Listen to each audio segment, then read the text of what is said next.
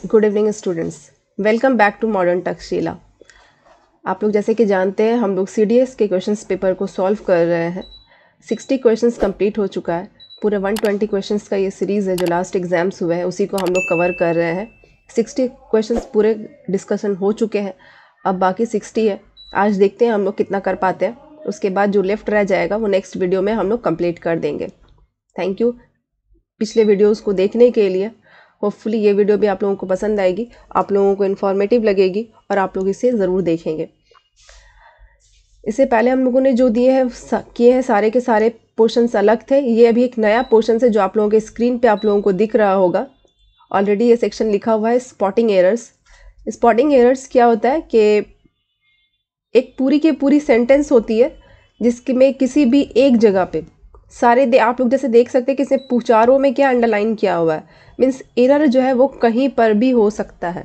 हम लोग को वही चेक करना है कि एरर किस में है। यहाँ पे प्रॉब्लम ये होता है स्पॉटिंग एरर्स में, ग्रामेटिकल एरर भी हो सकता है या फिर वोकैब्स की भी एरर हो सकती है। मोस्टली जो है ग्रामेटिकल एरर होते हैं, वही चेक करेंगे आज हम लोग। सीखेंगे 10 क्वेश्चंस रहता है स्पॉटिंग एरर्स में भी, और उस 10 क्वेश्चंस में हम लोग देखेंगे कि कहाँ पे किस में मिस्टेक्स क्या क्या हो रहे हैं।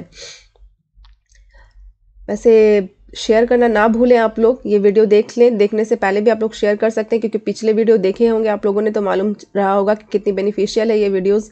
तो प्लीज़ इसे शेयर कर दिया करें। हमारे चैनल को ज़रूर सब्सक्राइब कर लें, जिन्होंने किया है उन लोगों को थैंक यू सो मच। और बाकी अपने फ्रेंड्स से को भी कहें कि हमारे चैनल को सब्सक्राइब करें, शेयर करते रहें, ये वीडियो भी शेयर करें, चैनल्स को भी वीडियोज़ को लाइक करने के लिए ज़रूर कहें और चैनल को सब्सक्राइब कर लिया करें। Thank you. Let's start with spotting errors. Question number 61। Directions पढ़ेंगे हम लोग surely. Each item in this section has a sentence with 3 underlined parts labeled as A, B and C. क्या बोल रहा है कि ये पूरी क्वेश्चंस जो है 3 पार्ट में डिवाइडेड है। यहाँ पे हम लोग स्क्रीन पे 4 देख रहे हैं, लेकिन सेंटेंस जो है वो 3 पार्ट्स में ही डिवाइडेड है। That 3 parts are A, B and C. Then what about D? Read each sentence to find out whether there is any error in any underlined part and indicate your response on the answer sheet against the corresponding letter, that is A or B or C. If you find no error, your response should be indicated as D. Understood? कहना क्या जा रहा है कि 3 part में हम लोगों की मिस्टेक किसी एक पार्ट में होगी, किसी एक पार्ट में ही कोई एक जगह पे मिस्टेक होंगी, और अगर नहीं होता है, पूरी की पूरी सेंटेंस सही लगती है, then we will choose the option D, that is no error. Clear? Easy था। चलिए अब हम लोग क्वेश्चन सॉल्व करते हैं। Question number 61। स्पॉटिंग एरर्स को सॉल्व करने का एक तरीका है कि आप सेंटेंस को ना बस एक रिदम में पढ़ लें। ABC को पार्ट पार्ट करके ना पढ़े, पहले जो एक रिदम में पूरा पढ़ ले। कभी कभी क्या होता है कि जहाँ पे मिस्टेक होगी वो खुद ब खुद अपने आप से क्या होता है वहाँ पे करेक्ट हो जाएगा कि यहाँ पे ये नहीं होना था, ये होता है। और अगर किसी को नहीं हो रहा है देन तब भी मैं यही सुझाव दूंगी कि एक बार पूरी तरीके से आप इन्हें पढ़ ले। पढ़ने के बाद फिर अगर नहीं होता है देन पार्ट पार्ट में आप उसको चेक करने की कोशिश करें कि कहाँ पे मिस्टेक हो सकता है। आइए स्टार्ट करते हैं हम लोग। This task is being undertaken for the benefit of young people in needed at the instance of the chief of the group. Okay, A में क्या कह रहा है? This task is being undertaken. कुछ भी एरर इसमें नहीं लग रहा है।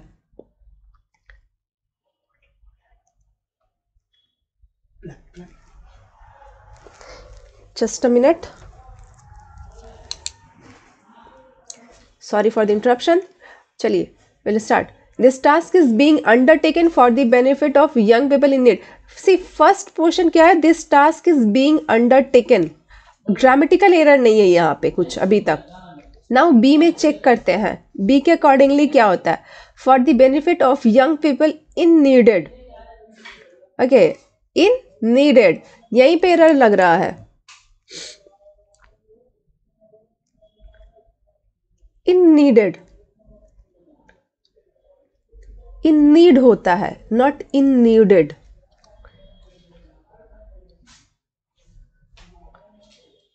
फिर भी सी को पढ़ेंगे हम लोग, eight the instance of the chief of the group ना, इसमें कोई भी एरर नहीं लग रहा है, यहीं पे मिस्टेक है। इन नीडेड, नीडेड वर्ड नहीं होगा इनके साथ, यहाँ पे इन नीड होगा, ज़रूरत में, ठीक है। तो यहीं पे हम लोगों का एरर था। इसका राइट ऑप्शन क्या है हम लोगों का? बी। क्यों? क्योंकि इसमें ही हम लोगों का एरर है।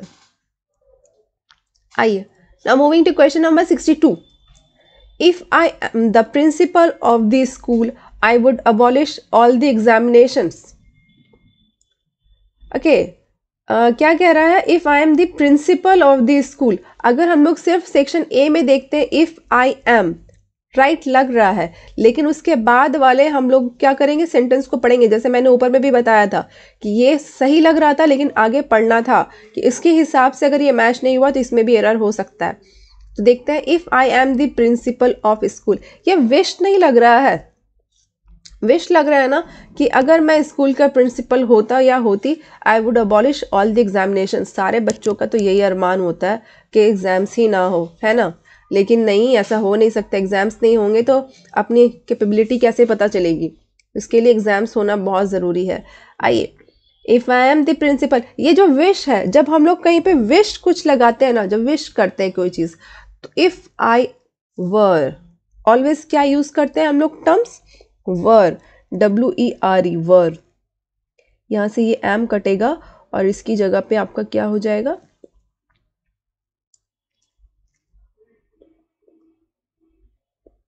वर। इफ जब भी किसी चीज़ की हम लोग तमन्ना करेंगे, विश करेंगे, तो उसके लिए अगर मैं ऐसा होता तो ऐसा करता, अगर मैं ये होता तो मैं ये बोलता, इसके लिए हम लोग हमेशा इफ़ आई वर का इस्तेमाल करते हैं। चलिए, जहाँ पे भी इस तरीके का सेंटेंस देखें, आप लोग आँख बंद करके वर्ड लगा दें, कुछ नहीं होने वाला, राइट हो जाएगा। सो राइट ऑप्शन इज 62। 62 के राइट ऑप्शन क्या है? A. Question number 63। My mother is thinking that I should stop drinking. My mother is thinking that I should stop drinking. Is thinking, is thinking होगा? नहीं हो सकता है। जिन बच्चों ने मेरा क्लास किया है वो लोग अच्छे से जानते हैं, थिंकिंग जो है नहीं होगा। थिंकिंग क्या है? एक स्टेट वर्ब है।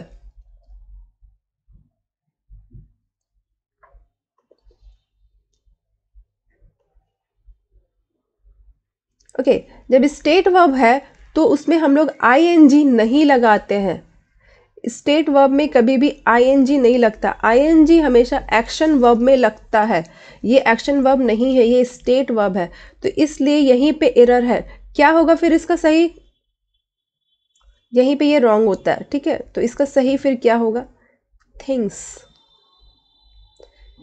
जब भी हम लोग स्टेट वर्ब यूज़ करते हैं, स्टेट वर्ब को ऑलवेज हम लोग सिंपल प्रेजेंट फॉर्म में रखते हैं। My mother thinks that I should stop drinking. Why not think? क्योंकि my mother that is third person, इसलिए थिंग्स हो जाएगा। सो 63 का भी राइट आंसर क्या है? Option A. Now question number 64। क्या कह रहा है question number 64? The students have a good time in the class today. The students have a good time in the class today। Error कहाँ लग रहा? a good time in the class today। सारे अपने आप में सही लग रहे हैं ना। द स्टूडेंट्स हैव, स्टूडेंट है, उसके साथ हैव भी ही होगा, हैज़ नहीं होगा क्योंकि ये प्लूरल है, हैज़ होगा। अ गुड टाइम, इसमें भी एरर फाइंड आउट करना मुश्किल हो जाता है। एरर में ये एक प्रॉब्लम है कि जितने छोटे सेंटेंस होंगे एरर फाइंड आउट करना उतना ही मुश्किल हो जाता है मेरे हिसाब से। देखिए, students have a good time in the class today. Time जो है वो अभी है या हो चुका है? स्टूडेंट्स जो गुड टाइम है वो अभी रख रहे हैं या ऑलरेडी रख चुके हैं, कंप्लीट हो गया है, वो आज ही है। टर्म्स यहाँ पे टुडे यूज हुआ है, इसलिए ये प्रेजेंट में हो रहा है, लगाया है इन लोगों ने।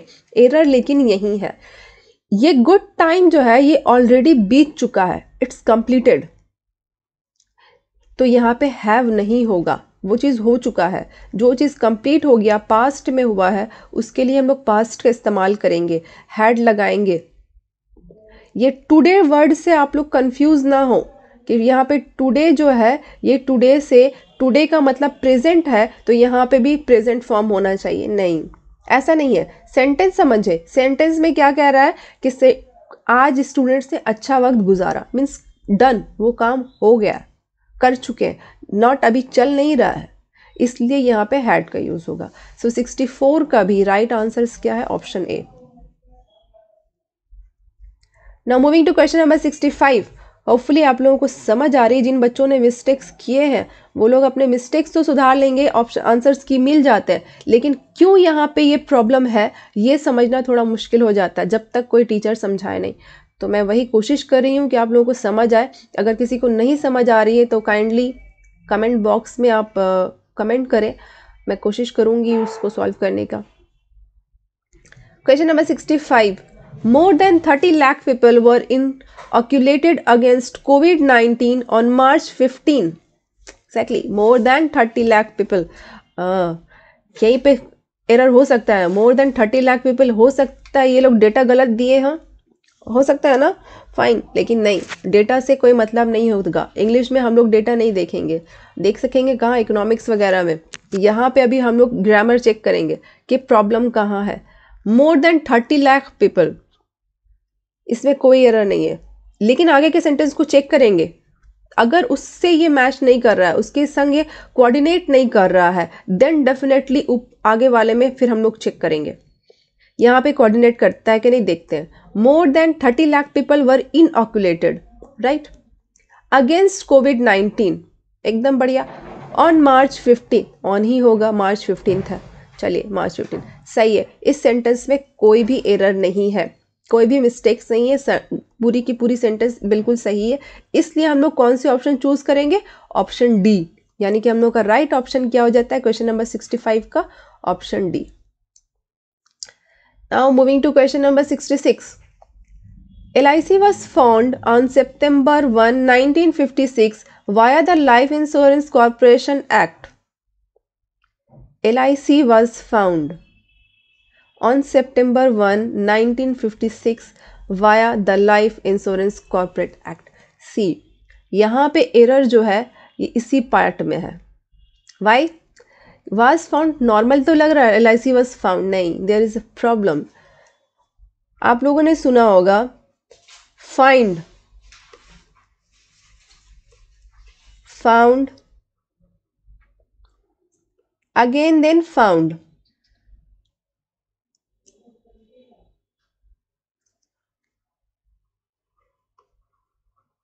Found, founded, again founded, दोनों वर्ब है। फाइंड भी वर्ब है और फाउंड भी वर्ब है। यहाँ पे फाइंड का जो V2 होता है वो फाउंड होगा, V3 जो होगा वो भी फाउंड होगा, लेकिन फाउंड अपने आप में एक V1 भी है जिसका V2 फाउंडेड होता है और V3 फाउंडेड होता है। तो ये दोनों फाउंड में क्या डिफरेंस है? फाइंड का मीनिंग होना मालूम होना चाहिए।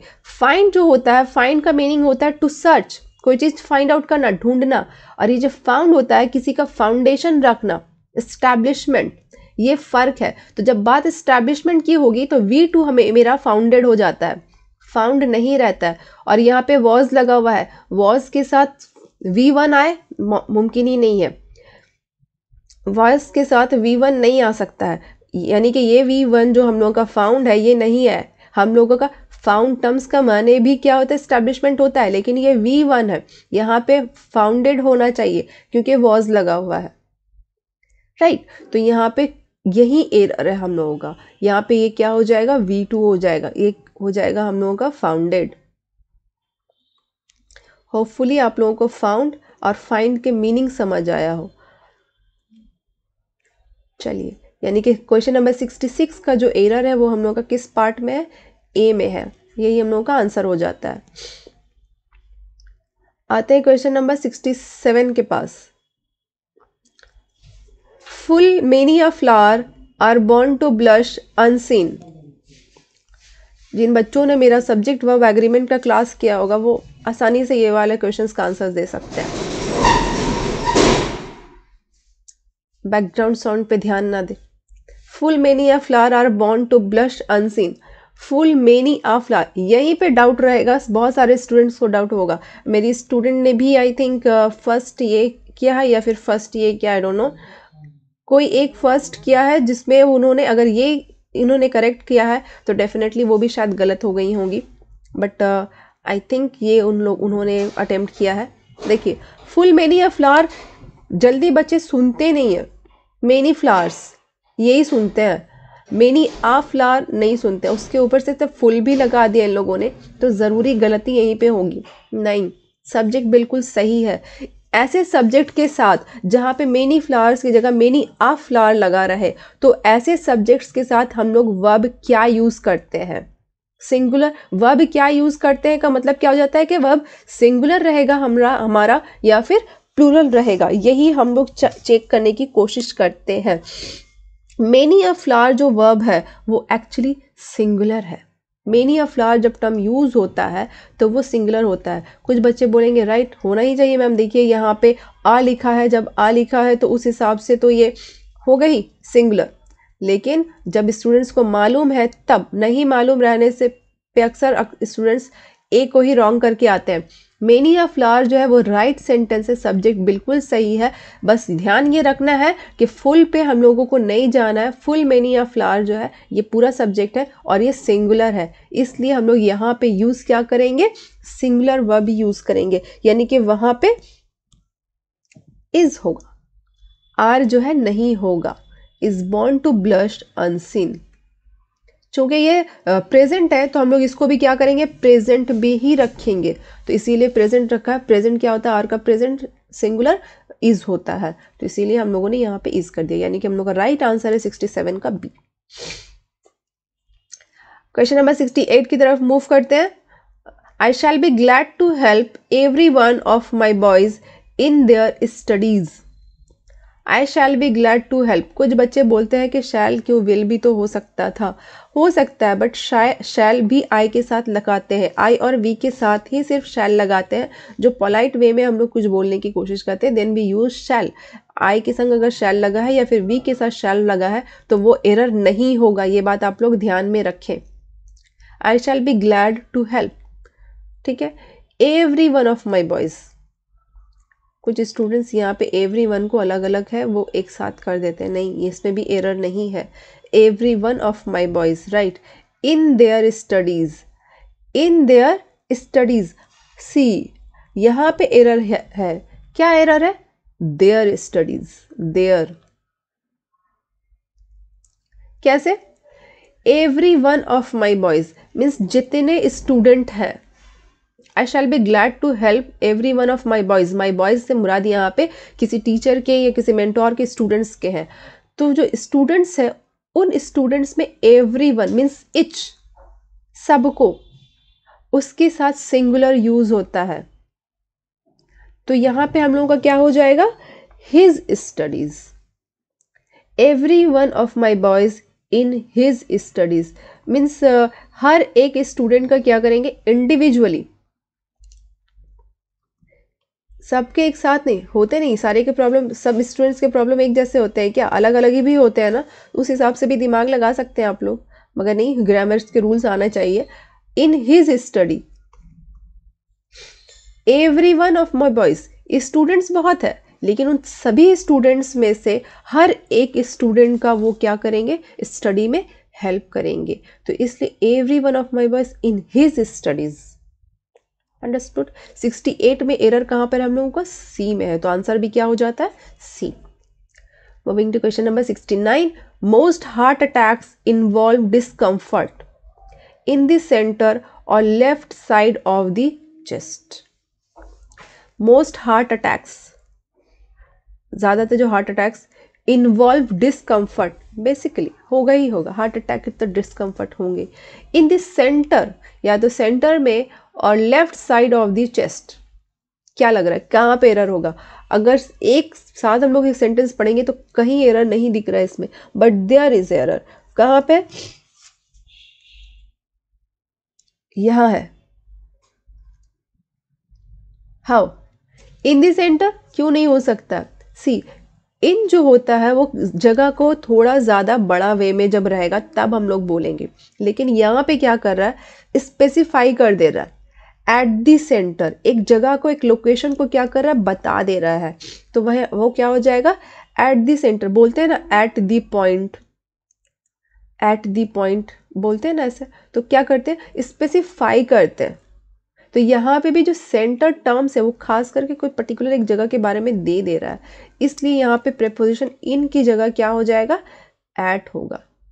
जितने स्पेसिफिक होती जाएंगी चीज़ें, जितनी छोटी होती जाएंगी, वहां इन की जगह एट का इस्तेमाल होता है।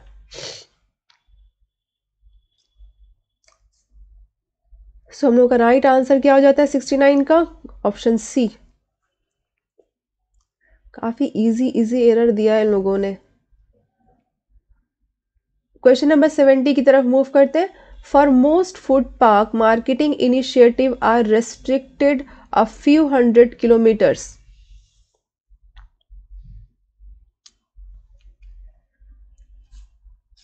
For most food park marketing initiatives are restricted to a few 100 kilometers. कहाँ एरर लग रहा है, ए में ही एरर है। देखिए कैसे, for most food park marketing initiatives are, are क्या है ये, आर प्लूरल है। यहां पे क्या दिया है, for most. Food, food adjective होता है, पार्क, पार्क क्या होता है, मेरा नाउन है, लेकिन ये सिंगुलर कैसे हो सकता है, इसको प्लूरल होना होगा। For most food parks marketing initiatives are restricted to. आप लोग कहेंगे कि इनिशिएटिव्स में तो एस लगा है मैम, उसी के लिए आर लगा। नो, नाउन का प्लूरल होना जरूरी है सब्जेक्ट में, इसी के बारे में बात हो रही है ना, मोस्ट फूड पार्क्स, इसी के बारे में बात हो रही है, और इसी को हम लोग प्लूरल दिए हैं। आप लोग कहेंगे कि मैम तो फिर एरर इसमें, इसको सही रखते हैं, इसमें एरर डाल देते हैं। ये अगर सही है तो इसको एरर, इस बी को एरर कर देते हैं, इसको सिंगुलर कर देते हैं। नहीं, एरर का एक रूल है, जब दो जगह हम लोग सही कर सकते हैं ना, तो हम लोगों को फर्स्ट वन को सही करना चाहिए, कि इधर भी अगर हम लोग करेंगे तो आंसर आ जाएगा, उधर भी करेंगे तो आंसर आ जाएगा। सपोज अगर है कि ए में और बी ऑप्शंस है और जिसमें भी हम लोग करेंगे वो सही हो जाएगा, फाइन। ये अगर होगा तो आप लोग कॉन्सेंट्रेट करेंगे जो फर्स्ट वन है, यानी कि स्टार्टिंग से ना सही किया जाता है, बाद वाले को तो नहीं सही किया जाता है। तो स्टार्टिंग में जो एरर है उसको सही करेंगे, यही एरर है को सही करेंगे। अदर थिंग क्या है इसमें, तो एक और है ना, मोस्ट, इसका इस्तेमाल किया गया है, तो मोस्ट के संग भी तो क्या हो जाएगा, यहाँ पे प्लूरल हो जाएगा। चलिए, तो हम लोग का 70 का कहाँ प्रॉब्लम है, ए में, तो हम लोग का आंसर भी क्या हो जाता है, ए। स्पॉटिंग एरर्स काफी इजीली सॉल्व हो गया। नाउ हम लोग दूसरे सेक्शन की तरफ आते हैं। दूसरा सेक्शन क्या है हम लोगों का, fill in the blanks, easiest one. Each of the following sentence in this section has a blank space and 4 words or a group of words are given after the sentence. Select the most appropriate word or group of words for the blank space and indicate your response on the answer sheet accordingly. एक sentence दिया है, उसके अंदर एक fill in the blanks है। उस blank में किसी भी तरीके का वर्ड्स हो सकता है, वो ग्रामर भी हो सकता है, ग्रामर के कुछ वर्ब्स भी हो सकते हैं, या फिर कुछ वोकैब्स भी हो सकते हैं। उसी को हम लोगों को फिल करना रहता है। उसके लिए 4 ऑप्शन दिए जाते हैं, 4 ऑप्शन में जो अप्रोप्रिएट रहेगा उसी को हम लोग क्या करेंगे, फिल करेंगे। चलिए क्वेश्चन पढ़ते हैं। 15 years blank, Elizabeth left her career and moved to India with her spouse. क्या कह रहा है, 15 years, 15 years मतलब एलिजाबेथ लेफ्ट हर करियर, छोड़ दी थी अपने करियर को, एंड मूव टू इंडिया, और इंडिया चले गई विथ हर स्पाउस, अपने हस्बैंड के साथ, अपने स्पाउस के साथ। 15 ईयर्स क्या पहले होगा ना, 15 ईयर्स पहले, ये हम लोग तो बचपन से पढ़ते आ रहे, 10 years अगो, 1 month अगो, तो 15 years अगो ही होगा। तो यहाँ पे राइट आंसर क्या हो जाता है हम लोगों का, ए, 15 years अगो, 15 years पहले। बिफोर, सिंस, बिहाइंड, ये सारे भी ऑप्शंस में है, लेकिन कोई भी इसके साथ नहीं जाता। पहले का वर्ड जो है बिफोर से भी आता है, लेकिन 15 years बिफोर एलिजाबेथ लेफ्ट नहीं होगा, 15 years अगो ही होगा। 72 The government has blank into a specific agreement with a charitable trust to provide medicines to poor patients. C has लगा है, V3 मान के चलना है, हैज़ हैव के साथ V3 ही यूज़ होता है। तो ये मालूम अगर स्टूडेंट्स को है तो सबसे पहले ए का ऑप्शन को काटेंगे और सी ऑप्शन काटेंगे, क्योंकि V3 दो के साथ लगा है, यहाँ बी में भी V3 है और डी में भी V3 है। तो कौन सा लगेगा? The government has been entered या फिर हैज़ एंटर, गवर्नमेंट किसी के द्वारा गवर्नमेंट ने एंटर किया या गवर्नमेंट ने एंटर किया? गवर्नमेंट ने एंटर किया है, that's why government has entered. अगर द्वारा हो जाता, किसी के द्वारा, किसी के थ्रू, देन हैज़ बीन हम लोग यूज कर सकते। यहाँ पे राइट ऑप्शन हो जाता है अपना B, the government has entered into a specific agreement. Okay, यहाँ पे एक और पॉइंट है, एंटर्ड इनटू का इस्तेमाल जो है नहीं करते हैं, क्योंकि एंटर जो है, एंटर जब हम लोग बोलते हैं तो उसके मतलब ही क्या हो जाता है कि एंटर्ड इनटू मतलब आना, एंटर के साथ ही जब हम लोग वर्ड यूज करते हैं तो कम इनटू उसका मीनिंग आ जाता है। लेकिन यहाँ पे हम लोगों ने एंटर्ड के साथ इनटू का इस्तेमाल किया है, यूज किया है। वाई? एंटर्ड इनटू एक जगह इस्तेमाल होता है जहाँ पे हम लोग किसी एग्रीमेंट वगैरह में शामिल होने की बात कर रहे हैं। जब हम लोग किसी रिलेशन में भी अगर हम लोग एंटर कर रहे होंगे तो वहां पर भी हम लोग एंटर इनटू का इस्तेमाल कर सकते हैं। Question number 73 what ever blank please keep calm. What ever has happened, is happening, has happening या हैपेंस। कहते हैं ना, जो भी अभी हो रहा है उसे होने दो, जस्ट काम रहो। तो हो रहा है, कोई चीज़ कंटिन्यूएशन में है तो उसके लिए इज हैपनिंग साउंड कर रहा है कि कोई चीज़ अभी कंटिन्यू है तो कंटिन्यूस होगा, सेंटेंस कंटिन्यूस होगा। लेकिन अगेन हैपन क्या है? वो स्टेट वर्ब है। हैपन क्या है? वो स्टेट वर्ब है। जब स्टेट वर्ब होगा तो मैंने पहले ही बताया था वो किस में रहेगा? सिंपल प्रेजेंट फॉर्म में रहेगा। Whatever happens, please keep calm. Right option क्या हो जाता है क्वेश्चन नंबर 70 का? Option D. The right answer is option D. Question number 74 blank road we take we shall be late. Okay, road we take, जो road लेंगे हम लोग, we shall be late, late हो जाएंगे। तो किसके साथ क्या लगेगा? Whatever, what, whichever या विच? विच एवर मीन्स जो भी रोड हम लोग लेंगे, रोड है ना, रास्ता है, रास्ते के लिए हम लोग विच एवर का ही इस्तेमाल करेंगे। Which road we take, whichever road we take, जो भी लेंगे, इसलिए विच नहीं होगा और वॉट नहीं होगा, वॉट एवर और विच ही होगा, क्योंकि रोड है इसलिए विच का इस्तेमाल करेंगे हम लोग। सो यहाँ पे राइट आंसर क्या हो जाता है? ऑप्शन सी। क्वेश्चन नंबर 74 का राइट आंसर है which. Which over road we take we shall be late, हम लोग लेट हो जाएंगे। Question number 75 The news is blank good to be true. News क्या है?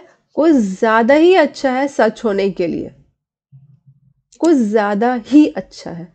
The news is too good, so good, so good, too good, very good और enough. Very good नहीं हो सकता है, enough और टू में ही हम लोगों को डाउट जाना चाहिए कि कुछ ज्यादा ही अच्छा है। Enough to be good true means सच होने के लिए कुछ ज्यादा ही वो अच्छा न्यूज़ है, कि इतना है कि वो सच उसको माना जाता है। तो यहाँ पे राइट ऑप्शन जो होता है वो टू होता है। 75 के राइट आंसर है हम लोग का B, to. Question number 76 there is nothing blank than busy life. Than इससे पहले भी क्वेश्चन सॉल्व कराते वक्त मैंने बताया है कंपैरेटिव है, तो कंपैरेटिव ही ऑप्शन ढूंढेंगे। There is nothing good, good और बेस्ट ये आपका नहीं हो सकता है क्योंकि ये एडजेक्टिव ही है, तो ये कट गया, और बेस्ट ये सुपरलेटिव है तो ये भी कट गया। There is nothing easier than busy life, नहीं, easier आसान नहीं, busy life nothing easier, कुछ भी there is nothing easier आसान नहीं है busy life से, नहीं, there is nothing better, कुछ भी अच्छा नहीं है better life से। हम लोग का राइट ऑप्शन क्या हो जाता है? D. Question number 77, I wish I blank young again. I wish, मैंने पीछे क्वेश्चन बताया था ना एक, कि अगर कभी भी किसी चीज की हम लोग विश करते हैं इन केस कि काश मैं ऐसा होता, आई विश कि ऐसा होता, तो उसके साथ आप लोग आंख बंद करके वर लगा दे। देखिए यहाँ पे वर ऑप्शन में भी है, बाकी ऑप्शन ऐसे ही खत्म हो जाते हैं, आई के संग वर लगेगा, वॉज नहीं लगेगा।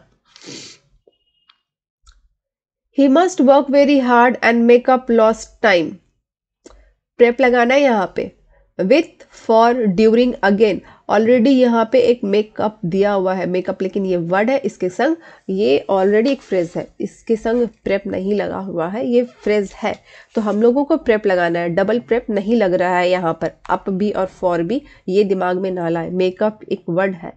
He must work very hard and makeup means balance करना, बैलेंस करना, जो बैलेंसिंग लॉस्ट हो गया उसको क्या करना, वर्क हार्ड करना है और उसको बैलेंसिंग करना है, किसके लिए? फॉर लॉस्ट टाइम, जो टाइम ऑलरेडी लॉस्ट हो चुका है, इसलिए हम लोग इसका राइट ऑप्शन क्या यूज करेंगे? For lost time. Question number 79, your attempt can hardly be called successful for it blank had no good results. It, यहां पे क्या आ रहा है? ये इट, उसी के लिए हम लोगों को क्या करना है? वर्ब ढूंढना है। Have, option A have, did, did not, has. Did not कैसे होगा? ऑलरेडी यहाँ पे नो है ना, ऑलरेडी यहाँ पे नो है, फिर डबल नेगेटिव एक ही सेंटेंस में नहीं हो सकता है ना, तो सी को तो पहले ही काट देते हैं अपने लोग।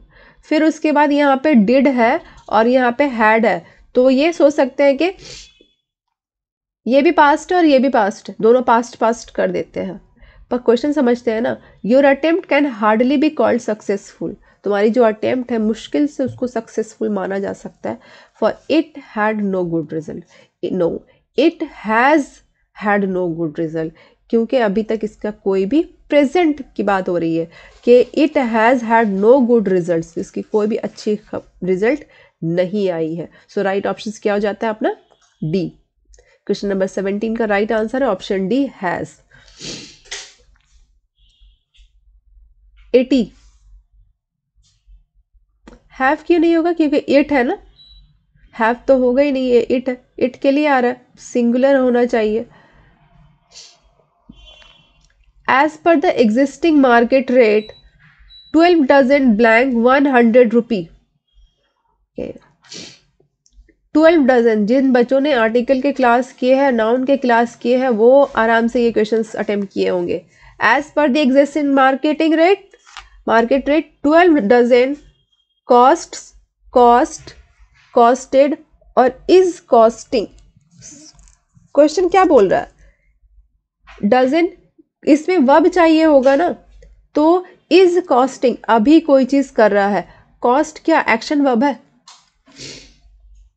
नहीं है ना, जब कॉस्ट एक्शन वर्ब ही नहीं है तो उस पर हम लोग आईएनजी कैसे लगा सकते हैं? कॉस्ट भी अपनी क्या है? स्टेट वर्ब है, इसलिए हम लोग ये ऑप्शन तो पहले काटेंगे, डी कट गया। As per the existing market, अभी की बात हो रही है, तो ये कॉस्टेड भी, कॉस्टेड नहीं होता है, कॉस्ट ही होता है, तो ये भी चला गया। नाउ कॉस्ट्स होगा या कॉस्ट होगा? बात यहाँ पे 12 डजन की हो रही है, बात किसकी हो रही है? 12 डजन की हो रही है। 12 डजन कॉस्ट्स नहीं होगा, 12 डजन कॉस्ट होगा, क्योंकि 12 डजन है ना,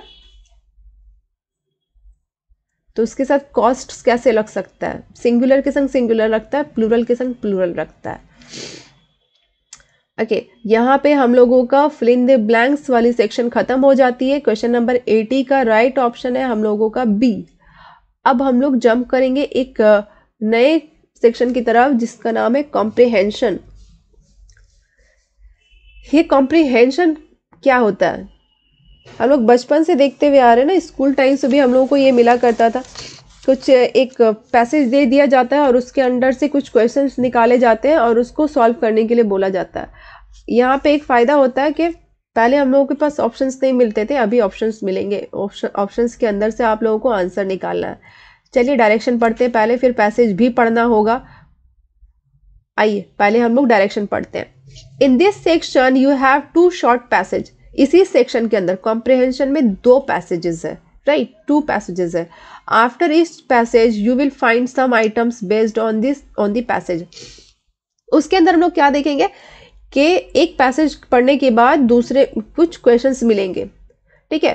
फर्स्ट रीड अ पैसेज, एक पैसेज पढ़ते हैं and answer the items based on it, और उसको आंसर करते हैं। मीन्स यहाँ पे देखिए पैसेज 1 से 5 क्वेश्चन है, उसके बाद नेक्स्ट पैसेज आ जाते हैं। तो यानी कि पैसेज 1 में जो 5 क्वेश्चन है वो उसी से रिगार्डिंग होगा, और फिर 86 से जो क्वेश्चंस होंगे वो पैसेज 2 के ऊपर बेस्ड होंगे।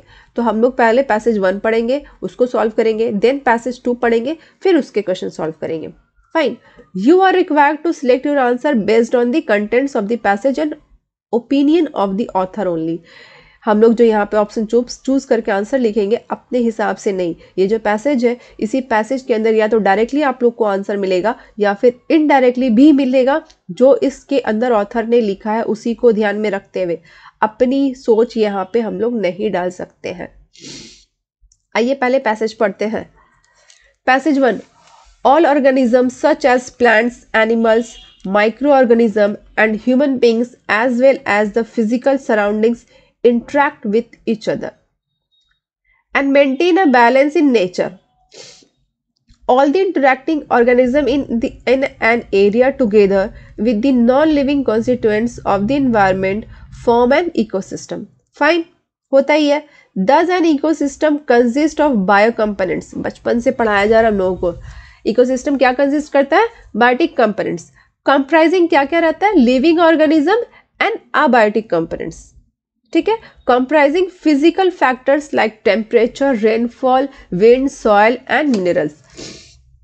कुछ को ना पेंसिल से मार्क करते चले क्योंकि कभी कभी उससे क्वेश्चंस आते हैं। इसी के बायोटिक कंपोनेंट्स होते हैं। इकोसिस्टम कंसिस्ट करता है बायोटिक एंड अबायोटिक। बायोटिक में क्या होता है? लिविंग ऑर्गेनिज्म होता है। अंडरलाइन बस पेंसिल से अपने ही क्वेश्चन पेपर में तो करना रहेगा, तो आप लोग करते चले जो मेन पॉइंट लग रहे हैं। उसके बाद दूसरे में क्या होगा?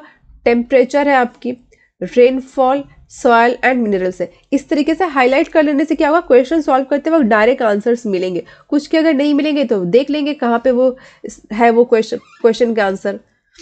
For example, if you visit a garden you will find different plants such as grasses, trees, flower bearing plants like rose. Okay, flower bearing plants क्या क्या होते हैं? रोज है, जैस्मिन है, sunflower. And animals like frogs. कहाँ पे ये सारी चीजें हम लोगों को मिल रहा है? गार्डन में।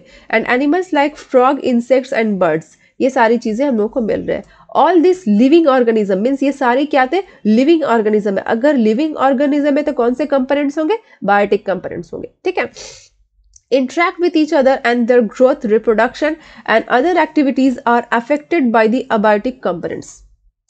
ठीक है, ये सारी चीजों लिविंग ऑर्गेनिज्म जो है इनकी एक्टिविटी किसकी इफेक्ट करती है? अबायोटिक कंपोनेंट्स को, इकोसिस्टम के। So a garden is an ecosystem.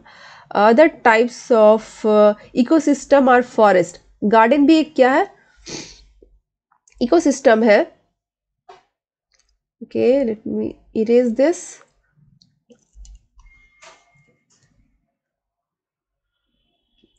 Okay, garden अपनी क्या है? एक इकोसिस्टम है। अदर टाइप्स ऑफ इकोसिस्टम, दूसरे इकोसिस्टम्स में के अंडर में भी क्या क्या आते हैं?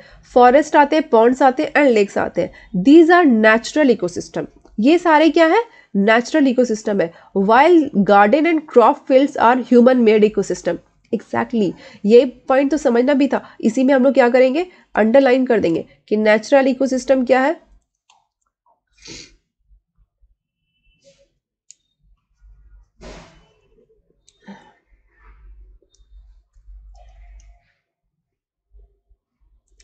ये सारे जो अपने क्या है? नेचुरल है, और ये सारे क्या है? ह्यूमन मेड है।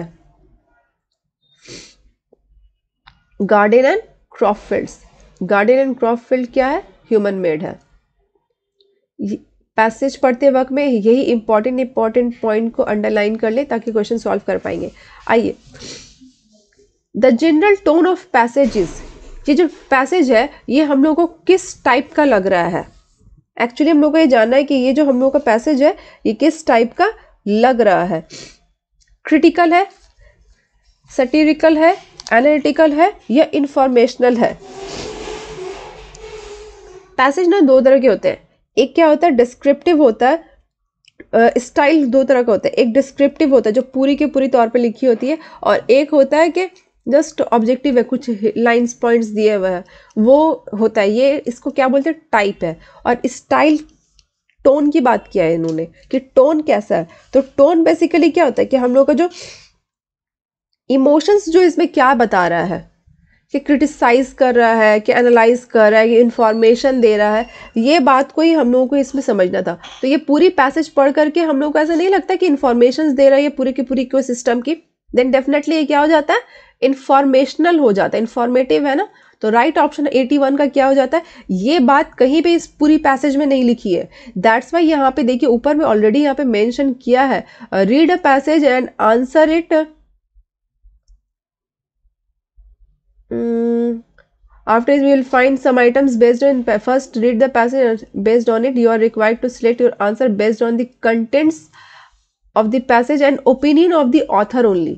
सिर्फ ऑथर के ओपिनियन को ही ध्यान के रखते हुए, यहाँ पे चाहेंगे तो हम लोग अपनी सोच भी लगा सकते हैं पर नहीं लगाएंगे। ऑथर यहाँ पे क्या दे रहा है, इन्फॉर्मेशन दे रहा है, इसलिए इन्फॉर्मेशन ही रखेंगे। ये पूरी बात यहाँ पे मेंशन नहीं है, फिर भी हम लोग को एक्सट्रैक्ट करना था, तो हम लोगों ने क्या निकाला कि ये कैसी स्टोरी है, इन्फॉर्मेटिव है।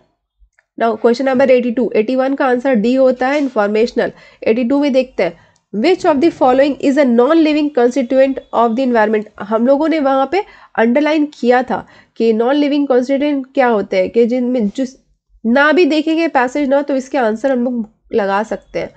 कौन सी नहीं होती है नॉन लिविंग थिंग, क्या है मतलब कंस्टिट्यूएंट कौन सी है, विंड है ऑफकोर्स, लिविंग बीइंग नहीं है।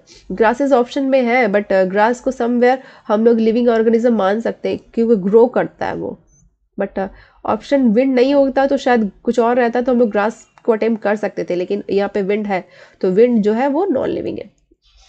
82 का राइट आंसर होता है ए, विंड।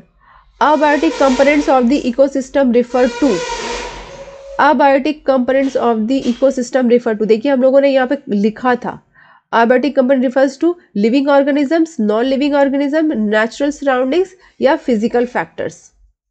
abiotic components क्या थे, physical factors थे, सी है ना, physical factors। तो इसलिए हम लोग का राइट ऑप्शन क्या हो जाता है, physical factors। Question number 84, which of the following is not a natural ecosystem. जब टर्म्स नॉट दिया ना, देखिए ये लोग ऑलरेडी बोल्ड कर देते हैं, तो ध्यान रखना है कि नहीं वाला कौन सा नहीं है जो नेचुरल इकोसिस्टम नहीं है। Crop field, forest, pond, lake, sea हम लोगों ने अंडरलाइन किया था ना, crop field and human made ecosystem are human made. Gardens और क्रॉप फील्ड क्या होता है, ह्यूमन मेड है, तो वो नेचुरल नहीं है, तो मतलब ये ह्यूमन मेड है, इसलिए 84 का हम लोग का आंसर हो जाता है A, crop field. The word constituent in the passage implies, okay, ये आपके vocabs हो जाते हैं कि constituent जो है क्या मीनिंग करता है। यहाँ पे हम लोगों ने constituent पढ़ा था ना, okay, here it is।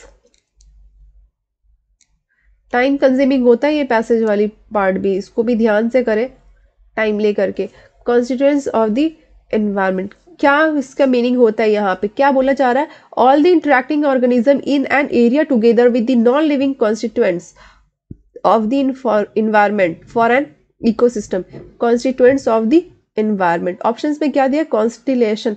कैसे होगा कॉन्स्टिलेशन, सितारों की दुनिया नहीं हो सकता ना, यहाँ पे हटाते हैं इसे। कॉन्स्टर्नेशन, कंपोनेंट, कॉन्स्ट्रिक्शन, इजीएस्ट वन दिया हुआ है कंपोनेंट, वही तो मीनिंग है यहाँ पे। With the non living constituents of environment, सारे वही तो होते हैं कंपोनेंट, चीजें, कुछ चीजें जिनको मिल करके बनती है। सो 85 का राइट आंसर हो क्या हो जाता है हम लोगों का सी। पैसेज भी काफी इजी आए थे। पैसेज 2 देखते हैं क्या है। पैसेज 2 अच्छी खासी लंबी है। Okay, there is some error. Passage 2 के जो क्वेश्चंस है वो अपलोड नहीं हुए हैं। ओके, एक मिस्टेक हो गया है कि पैसेज 2 के जो क्वेश्चंस है वो अपलोड नहीं हो पाए हैं। एक काम करते हैं, इसके बाद जो पार्ट सेक्शन है वो सेक्शन कर लेते हैं। नेक्स्ट वीडियो में हम लोग पैसेज 2 जो है कंप्लीट कर देंगे। आइए एंटोनिम्स करते हैं। हम लोग का नेक्स्ट सेक्शन जो है एंटोनिम्स है। एंटोनिम्स कितने नंबर क्वेश्चन से स्टार्ट हो रहा है? 101 से। सी लास्ट क्वेश्चन हम लोगों ने जो यहाँ पे अटेम्प्ट किया 85, वो पैसेज 1 था, यानी कि पैसेज 2 में 5 क्वेश्चंस होंगे, दैट इज 90 कंप्लीट हो जाएगा। देन 10 क्वेश्चन कोई दूसरे सेक्शन का है। 101 से हम लोगों का एंटोनिम्स स्टार्ट होता है। जो सेक्शन मिस हुआ है आप लोग घबराए ना, नेक्स्ट वीडियो में डेफिनेटली मैं कंप्लीट कर दूंगी। आज एंटोनिम्स कर लेते हैं हम लोग।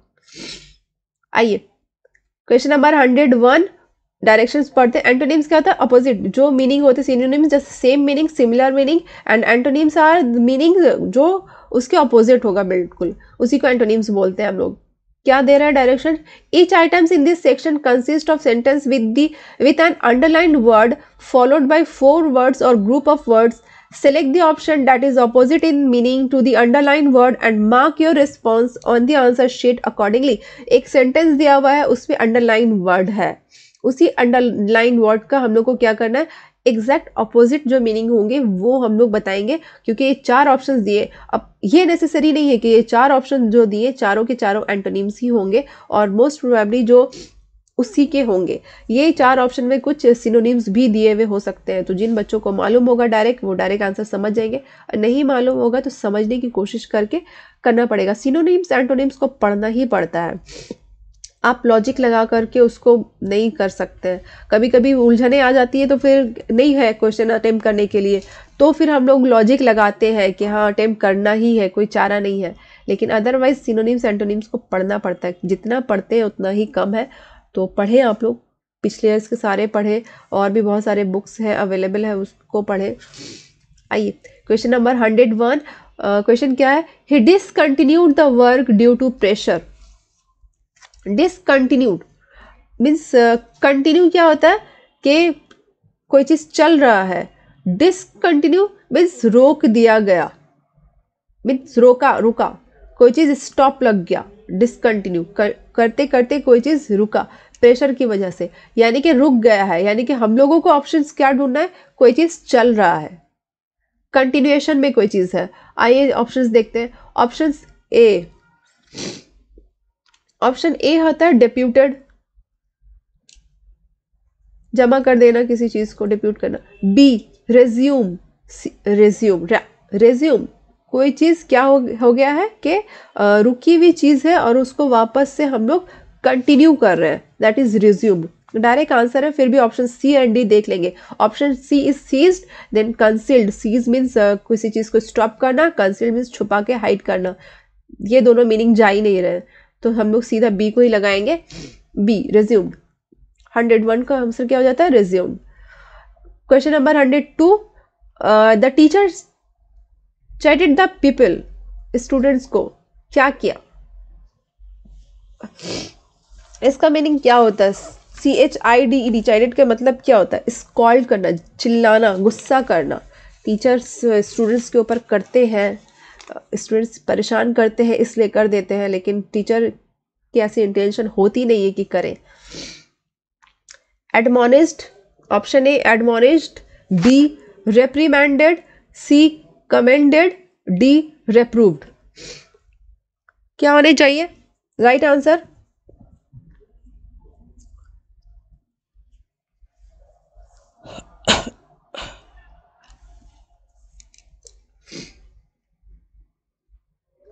ये दोनों ऑप्शन जो है ना, इसके मीनिंग होता है पनिश्ड। सिनोनिम्स टाइम पे गुस्सा है, पनिश करना है, दोनों इरिटेशन साउंड कर रहा है। जब यहाँ पे स्कॉल्डेड है तो ये निगेटिव टर्म है, हम लोगों को कोई पॉजिटिव टर्म्स चाहिए। ये पनिश्ड भी निगेटिव टर्म है। कमेंडेड मीनिंग होता है praise. Okay, option D reproved. Reproved का मतलब भी स्कॉल्ड होता है। एग्जैक्ट ये दोनों सिनोनिम्स है एक दूसरे का।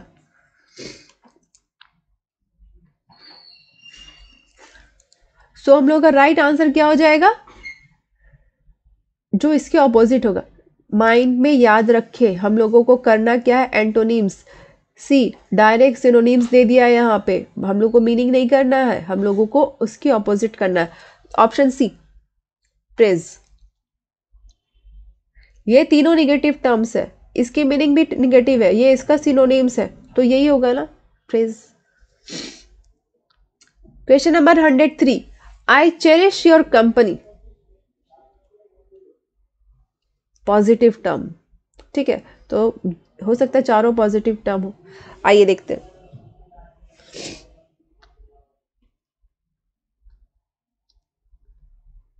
हेट समथिंग, हम लोगों को क्या करना है, कोई निगेटिव निकालना है। वैल्यू करना, पॉजिटिव हो जा रहा है, वैल्यू करना किसी को। अडोर करना, पसंद करना, ये भी पॉजिटिव टर्म हो जा रहा है। सस्टेन करना, ठहरना, रुकना। बच क्या रहा है, जो हम लोगों का एक निगेटिव टर्म है, यही वाली बच रही है ना, डेप्रिकेट। यही अपना आंसर है। I cherish your company, I deprecate your company, नहीं पसंद। Hate something. ऑप्शन 103 का right answer is a. Question number 104, the house was full of chaos when I reached. घर क्या थी, बुरी भीड़ भाड़ से भरी हुई थी, बहुत चिल्लम चिल्ली हो रही थी। When I reached negative term है। डिसऑर्डर अरेंज वे में नहीं है। कंफ्यूजन, बहुत कंफ्यूज हो जाता है जब इंसान नहीं समझ आता है। यूनिफॉर्मिटी मीन्स एक जैसा लाइन से नहीं है, एक वे में नहीं है यूनिफॉर्मिटी। ऑर्डर, ऑर्डर मतलब सब पता है। क्योस निगेटिव है। हम लोगों को क्या कोई पॉजिटिव वर्ड यहाँ पे ढूंढना होगा, क्योंकि हम लोगों को क्या करना है, एंटोनिम्स निकालना है। तो 104 का आंसर क्या लग रहा है, पॉज करके एक बार निकालने की कोशिश करें, ट्राई करें आप लोग।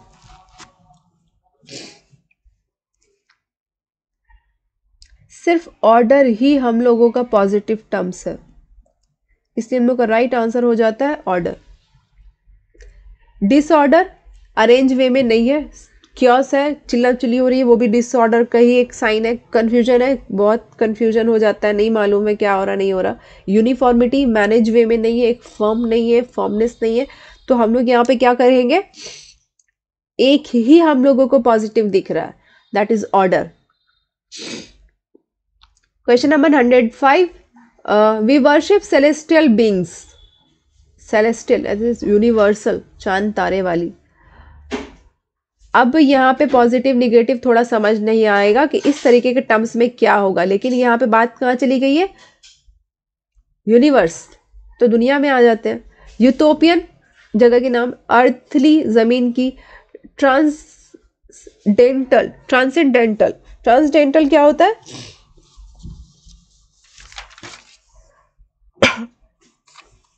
ओके, ट्रांसडेंटल इस चीज को बोलते हैं कि किसी ट्रेडिशन को कीप चेंजिंग, जब हम लोग चेंज कर रहे होते हैं।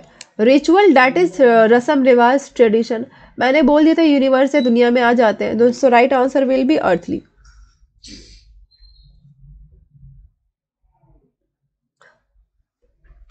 Moving to question number 106, Mohan is quite reticent. Mohan क्या है, क्वाइट रेटिसेंट है। रेटिसेंट का मतलब क्या होता है, पहले मीनिंग मालूम होना बहुत जरूरी है, मीनिंग से ही आप लोग निकाल लेंगे। रिजर्व्ड, अब देखिए जब रेटिसेंट हो गया है और रेटिसेंट का मीनिंग ही रिजर्व्ड हो गया है, तो अपनी एक ऑप्शन तो ऐसे ही कट गई। अब जो लोग रिजर्व्ड होंगे वो क्या होते हैं, क्वाइट होते हैं ना, खामोश किस्म के, वो भी कट गई। रेटिसेंट का मतलब मीनिंग एक टैसिट भी होता है, तो शाई है वो, किसी से बातचीत नहीं करता, घुलता मिलता नहीं है, तो ये टैसिट भी रेटिसेंट का मीनिंग होता है, तो टैसिटर्न भी कट जाता है। बच क्या रहा है, ग्रारलस। गरलस बोलते हैं जो बहुत ऊंची आवाज में, बहुत तेज आवाज में बात करते हैं। Okay, question number 107, he was rather childish. यहाँ पे ये इस तरीके के क्वेश्चन में यही प्रॉब्लम है कि पॉजिटिव और निगेटिव नहीं समझ में आता। चाइल्डिश है तो देखते हैं इसके क्या होते हैं, एंटोनिम्स निकालना है, ध्यान रखना है हम लोगों को। इन्फेंटाइल, चाइल्डिश, इन्फेंटाइल, खत्म। इन्फेंटाइल हो गई नहीं, बच्चे के बारे में बात हो रही है। उसके बाद क्या है, हार्मोनियस। हार्मोनियस क्या होता है, किसी दो इंसान के बीच में या फिर किसी माहौल में, माहौल बिल्कुल खराब हो रहा है, वहां पे एक बैलेंसिंग नहीं है, लोगों में आपस में मेल मिलाप नहीं है, उसका मीनिंग होता है हार्मोनियस। तो हार्मोनियस होगा कि नहीं पहले देख लेते हैं। He was rather childish means उसकी जो नेचर है वो क्या है, वो चाइल्डिश है, बचकाना है। सी, सीजन्ड, सीजन्ड, सीजन नहीं है ये, सीजन्ड है। सीजन्ड का मीनिंग क्या होता है, डी लगा हुआ है। सीजन्ड का मीनिंग क्या होता है, जिन बच्चों को नहीं मालूम है आज सीख ले।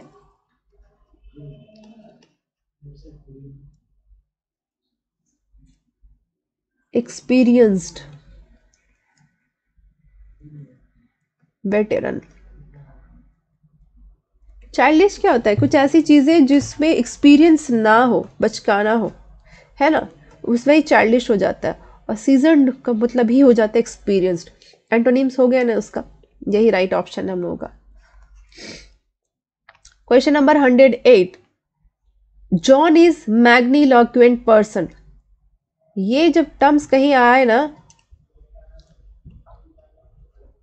तो सीधा वॉइस से ही आप लोग रिलेट करेंगे। मैग्नीलोक्वेंट पर्सन है। मैग्नीलोक्वेंट होता क्या है,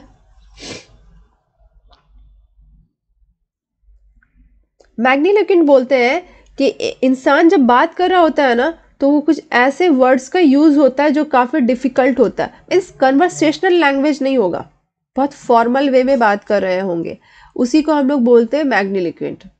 ठीक है, अब pompous, party.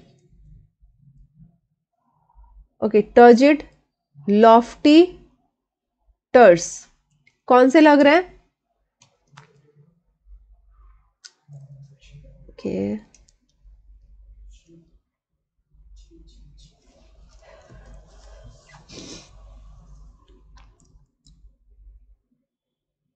the right answer is, let me take pen, the right option is D, it's Turs. Question number 109, his clandestine affairs were suspicious. His clandestine affairs were suspicious. Clandestine का meaning क्या होता है?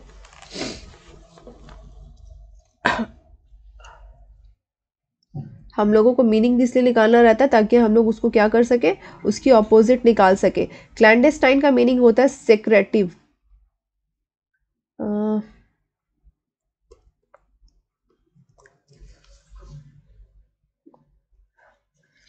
Covert, conspicuous, furtive, unknown. Secretive है ना, क्या है, सेक्रेटिव है, यानी कि कोई चीज जो विजिबल होना चाहिए, हम लोग को अपोजिट निकालना है। सेक्रेटिव डेट इज छुपी हुई है। अब हम लोग को क्या चीज चाहिए कि जो चीज दिखे। अननोन तो कट ही जाएगा, सिमिलर काइंड ऑफ चल लग रहा है, हम लोग को अपोजिट निकालना है। ये बात बार बार याद रखना है क्योंकि क्वेश्चन नंबर 109 तक आते आते हम लोग भूल जाते हैं, तो ऐसा नहीं करना है, हम लोग को याद रखना है। तो राइट ऑप्शन क्या हो गए, किसके माने जो होगा, जो दिख रहा होगा, conspicuous. The right answer is conspicuous. Why, conspicuous के माने क्या होता है, क्लियरली विजिबल। कॉन्स्पिशियस के मतलब होता है clearly visible.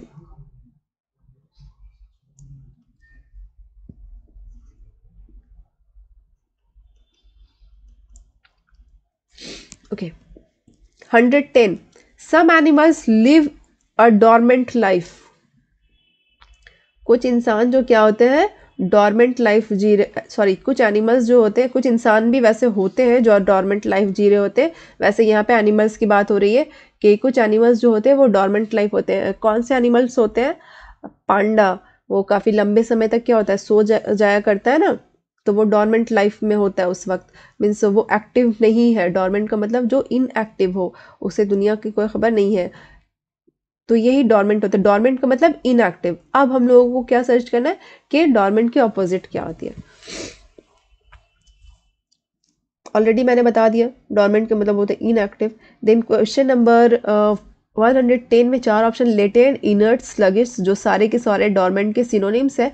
Only active is क्या, एंटोनिम्स है। यानी कि डॉर्मेंट का माने मैंने भी बताया ना, इनएक्टिव।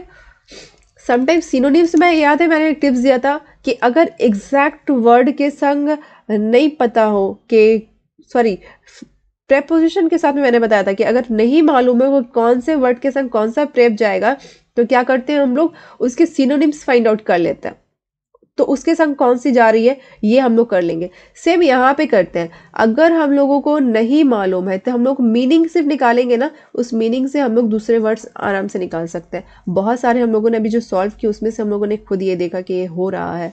तो डॉर्मेंट के मतलब इनएक्टिव होता है, तो उसी हम लोग आराम से एक्टिव निकाल लिए। आइए आज यहीं तक रखते हैं वीडियो।